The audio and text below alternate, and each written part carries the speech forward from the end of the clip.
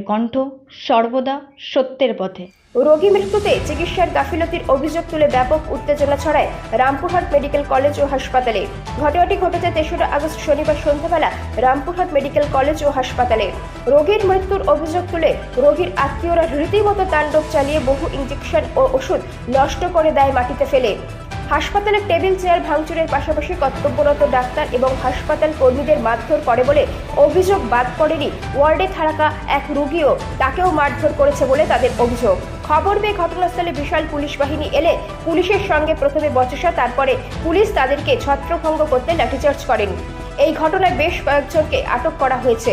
বাকিদের খোঁজে তদন্ত শুরু করেছে পুলিশ। তবে এই ঘটনা নিয়ে মিতার মা আমাদের বলেন, আপনার কি নাম? আপনার কি নাম?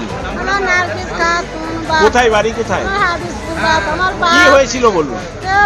আমি ছিলাম না, আমি তো আমার ঘরে বেড়াতে গেছিল। নিয়ে তারপর কি হলো? এবার কি হলো আমি কিছু জানি না বাবা। আমি তো এসে আমার ছেলে তো মা পানি দেয়। আপনি কি শুনেছিলেন? কি শুনেছিলেন? আমি ওই যে শুনলাম যে মোটর সাইকেলে ওই শুনে আপনি এসে কি দেখলেন? দেখলাম যে আমার ছেলে গালি টনসন করছে, আমাকে গরম ধরছে। মা আমাকে একটু রেসি রুমে ভরো মা, রেসি রুম চলে চলে যাচ্ছে। আমি ঠিক করলো গো, একটা তো সিলিং ফ্যানগুলো এনে দেয়, টেবিল ফ্যানগুলো কোথায় এইখানে হবে না।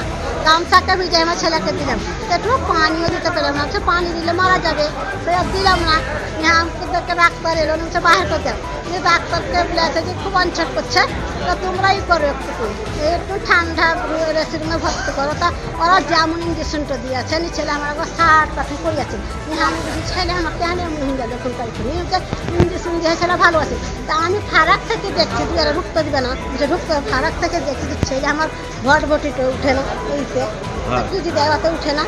আর আমি কিছু ছেলে পা মাকানে লড়ে না, ঢুকতে দিবে না, ঢুকতে দিবে না। আমার বিহাই বলছি আমার ছেলে ওই তো দু একটা মানুষ বেড়াচ্ছে, আমি যাই, আমি দেখি যে এবার দেখছি তো আমার ছেলে লাখের শেষ নাই, ঘুর ঘুর করে যে ওইটাতে একদিনে কিছু নাই।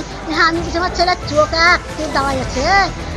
তখন বুঝেছি আমি বলছি নাই, তারা বলছে আছে। আমি বলছি না দেখো নাই, ডাক্তার বাবুকে রাখতে গেল।